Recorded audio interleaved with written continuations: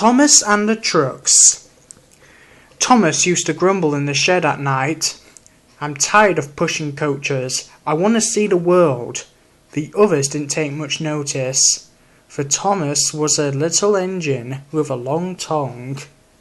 But one night Edward came to the shed. He was a kind little engine and felt sorry for Thomas. "I've got some trucks to take home tomorrow," he told him. "If you take them instead, I'll push coaches in the yard." "Thank you," said Thomas. "That will be nice." So they asked their drivers the next morning, and when they said yes, Thomas ran happily to find the trucks. Now trucks are silly and noisy. They talk a lot and don't attend to what they are doing.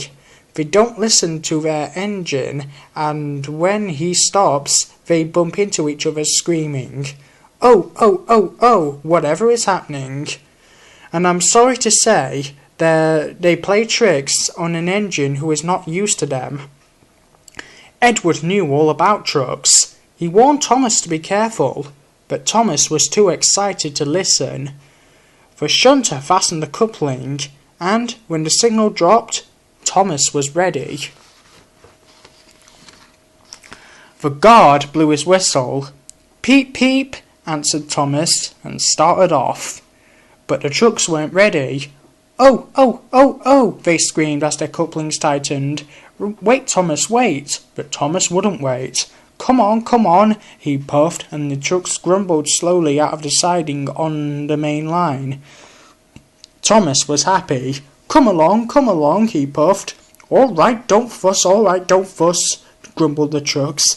They clattered through stations and rumbled over bridges. Thomas whistled, "Peep, peep," and they rushed through the tunnel which Henry had been shut up.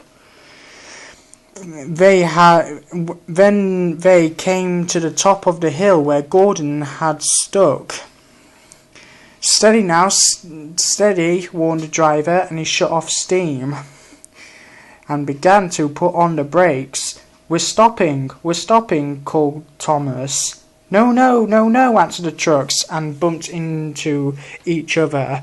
Go on, and before his driver could stop them, they had pushed Thomas down the hill, and were rattling and laughing behind him. Poor Thomas tried hard to stop them from making him go too fast. Stop pushing, he hissed. But the trucks would not stop. Go on, they giggled in their silly way.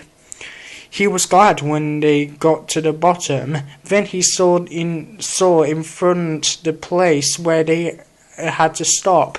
"Oh dear, what shall I do?" They rattled through the station, and luckily the line was clear as they swerved into the goods yard. "Ooh," groaned Thomas, and his brakes held fast, and he skidded along the rails. "I must stop," and he shut his eyes tight. When he stopped them, he saw he had stopped just in front of the buffers. There, watching them, was the Fat Director. "What are you doing here, Thomas?" he asked sternly.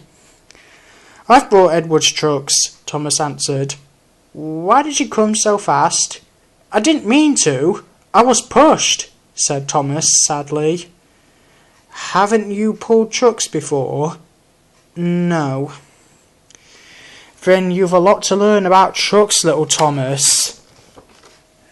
They are silly things and must be kept in their place. After pushing them about here for a few weeks, you'll know almost as much as them as Edward, and then you'll be a really useful engine."